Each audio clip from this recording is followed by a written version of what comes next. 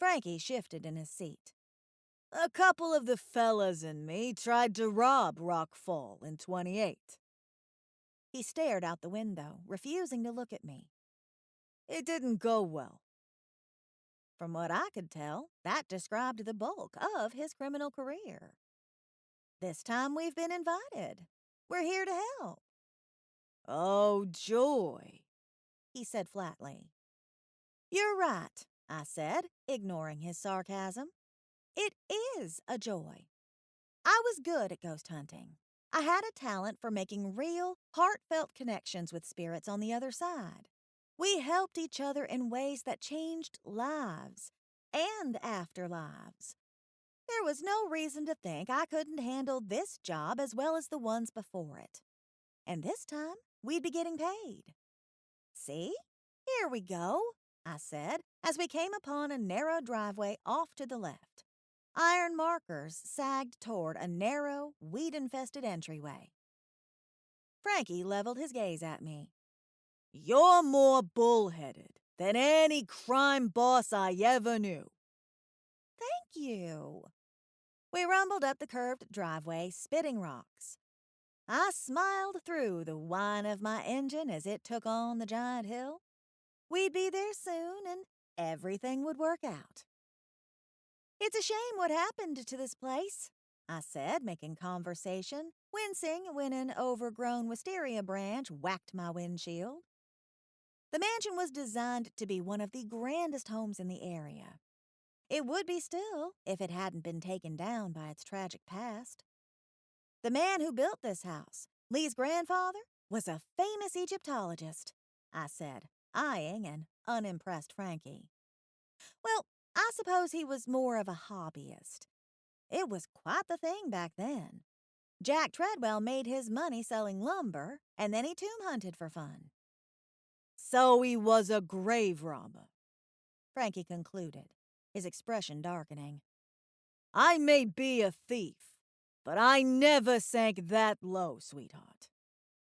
He didn't get it. My motor protested as we chugged up the hill. Excavating ancient tombs isn't grave robbing, it's archaeology.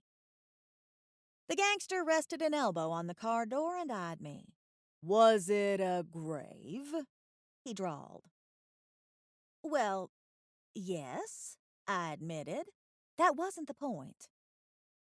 Did they take things from it?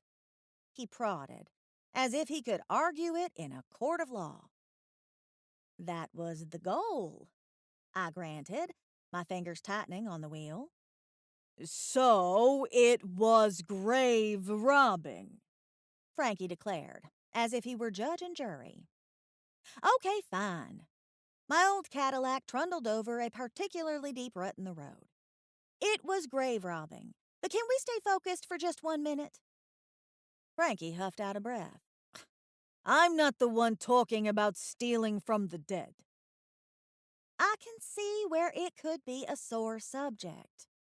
Honestly, it was good to know the ghost had some standards. The point is, Jack Treadwell was happy. He had everything. A loving family, a good career, crazy nice house. I cringed as we drove over something that ground hard against my undercarriage. Then, in 1910, Jack opened the tomb of a lost king, despite the warnings of a curse. The day after he arrived home with his relics, he dropped dead in his office. I heard about it when it happened. Frankie shifted uncomfortably. A dame I knew used to work there before they dismissed all the servants, which, by the way, is 10 kinds of strange. He ran a hand over his chin. She said he went to Egypt looking for valuable mystical loot, some kind of jewel. That's what you wanted to steal. He shrugged. It's not like Jack needed it anymore. Heck, I don't even know if it's in there. Nobody knew what was in that house. It had been locked for decades.